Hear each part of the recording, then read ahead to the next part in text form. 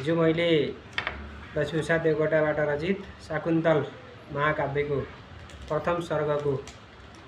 केही अंशको एउटा सानो भिडियो बनाएको थिएँ र त्यो भिडियोलाई यहाँहरू सबैजनाले एकदमै मन पराइदिनु भयो। त्यसको लागि यहाँहरूप्रति म धेरै आभारी छु र आज फेरि हिजो बनाएर बाँकी रहेको देवकोटा रचित शाकुन्तल महाकाव्यका केही श्लोकहरू म पढ्न गइरहेको छु। यो भिडियोलाई पनि यहाँहरूले पक्कै पनि माया गरेर पुरै सुनेर रचनात्मक सुझाव दिनुहुनेछ भन्ने आशा लिएको छु। हस्। लाएकी वनपुष्पहार हरियो सारी सिँगारिकन बच्चाली मृगको घुमेर वनमा सङ्गीतमा निमन छायाले छबिले बनी छिरिबिरी ठन्डा छहारीतिर लाग्दी कोमल कल्पना छ कविकी कुँच्दी कथाको किल नेपाली घरमा बनाउँदछु भनी प्राचीन यो बन रोपे बीज विचारका कलमका बुट्टा बनुन् बल्लरी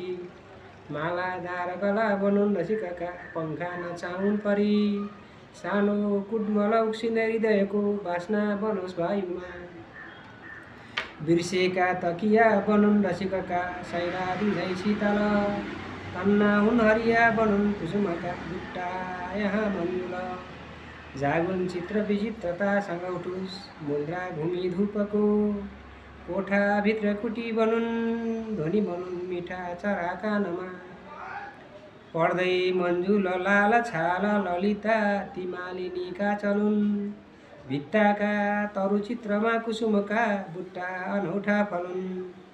पृथ्वी हुन् तरुणी फरक्क समय फर्को सुनौला बनी ओर्लुन् देव परी विमान मनका घुम्दै उडुन् स्वर्गमा बस्ती दिव्य बसाउने गगनमा राम्रा कलाले भरी सीमालाई स्वदेशको विजयले सानन्द चौडा गरी यो सौन्दर्य फलाइने हृदयका आकाशका खेतमा जो साहित्य कला कुबेर कविको यो सख्य मेरो भयो उद्योगै तब गर्छु आज म सखे बन्ला नबन्ला कसो जादुबाट जगत बनाउनु उसै होला सजिलो कहाँ मेरी शैशव कल्पना छुके के गरी गुनगुन हात्ती माथि चढेर बादल बिसे बोल्छे सुरेन्द्रैसँग। हस्त नमस्कार।